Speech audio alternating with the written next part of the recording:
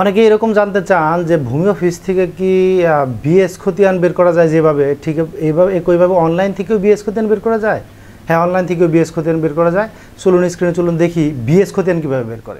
Mobile থেকে যে smart ভূমি রেকর্ড ম্যাপ নামে যে অ্যাপটি আছে, আপনি গুগল প্লে স্টোরে গিয়ে DLRMS লিখে সার্চ করলে এই অ্যাপটি পেয়ে যাবেন। অ্যাপটি আপনি ডাউনলোড করার পরে ওপেন করবেন। ওপেন করার পরে যে কাজটি করবেন সেটি হচ্ছে, দেখুন সার্ভে খতিয়ান নামে একটি অপশন আছে, এই সার্ভে খতিয়ানে যাবেন। তো সার্ভে খতিয়ানে যাওয়ার পরে আপনি আপনার বিভাগ নির্বাচন করবেন। আগে বলে রাখি, অনেক বিভাগে আছে বিএস খতিয়ান, এরপরে বিআরএস রিভিশনাল যে খতিয়ান সেটি হয়ে গেছে। তো তখন আর বিএস কার্যকর নাই, বিআরএসটাই কার্যকর আছে। তো আমরা যে কোনো একটি জেলা দেখি, ধরুন ঢাকা জেলা, ঢাকা বিভাগের আমরা ফরিদপুর দেখলাম। তো ফরিদপুরে যাই, ফরিদপুরেও গিয়ে দেখবেন যে অনেকগুলো বিএস বা সার্ভে অনেক জায়গায় হয়নি, যার কারণে এই বিএস সার্ভের যে তথ্যগুলো সেগুলো আপনি পাবেন, অর্থাৎ বিএস খতিয়ানটি পাবেন না।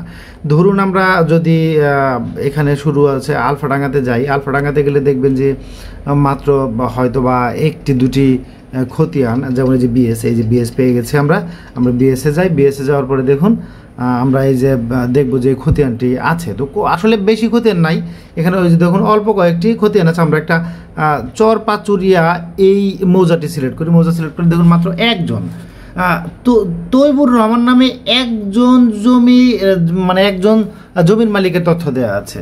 তো বাকিদের কিন্তু তথ্য নেই। আমরা অন্য আরেকটি মৌজাতে যাই, তো এখানে উত্তর চরনা বায়ান দিয়া এইটাতে যাই। এটাতে গেলে দেখবেন যে এইখানে বেশ কয়েকজনের নাম দেওয়া আছে, মাত্র 4 জনের নাম। তার মানে হচ্ছে এই তথ্যগুলো এখনও অনলাইন এন্ট্রি হয় নাই।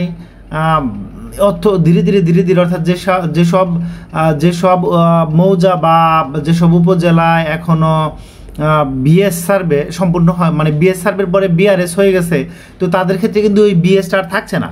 সেখানে বিআরএসটাই মূলত চূড়ান্ত হিসেবে, যেটাকে আমরা চূড়ান্ত বিএস বলছি, সেটি মূলত বিআরএস। রিভিশনাল বিএসকে বলা হয় মূলত চূড়ান্ত বিএস।